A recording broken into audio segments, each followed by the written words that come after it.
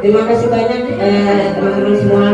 Kita tahu menurut data-data yang sekarang ini terjadi di Gaza semakin sadis, genosida, penghabisan etnis di Gaza, anak-anak yang nggak berdosa itu setiap hari dibombardir.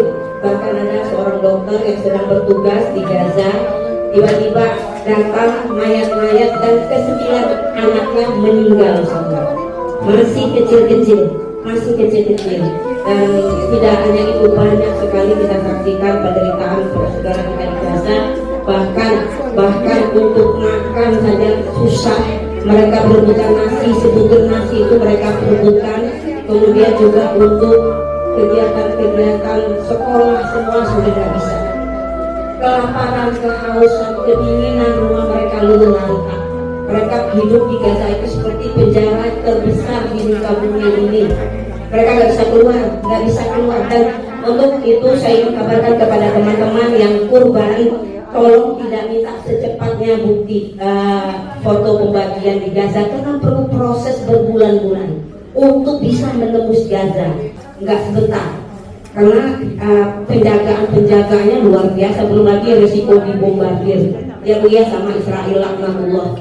Jadi mohon doanya semuanya, semoga apa yang kita lakukan ini sampai dimakan oleh anak-anak Gaza, sampai di sana ya. Yang penting kita udah ikhtiar, kita udah usaha, selanjutnya tawakal Allah ya. Allah Maha tahu, ibu sudah berusaha cinta kepada Palestina. Kalau seandainya apa yang kita bantukan ini dengan ternyata terhambat dan apa, itu kita serahkan kepada Allah. Yang jelas prosesnya seperti itu ibu. Jadi sapi-sapi itu masuk ke lemari es di kontainer, berbulan-bulan baru nyampe ke Palestina. Jadi tidak di packing apa namanya, kornet, enggak proses kornet ya. Jadi tidak proses kornet, langsung. Jadi utuh-utuh itu setelah dibuli itu dieskan langsung dibawa. Karena tidak mungkin menyembelih di situ, impossible Bu. Siapapun yayasannya nggak akan bisa. Jadi memang harus dibawa dari luar. Memang itu negara konflik ya, Israel sama luas. Sekali lagi saya katakan, tolong boikot produk-produknya, boikot bikin dia miskin ya Bu ya. Karena kalau seluruh Indonesia ini, rakyat Indonesia boikot, dunia boikot, kita pasti bisa mengalahkan Israel ya. Saya rasa demikian ibu-ibu, tetap suarakan terus ya, tetap suarakan terus.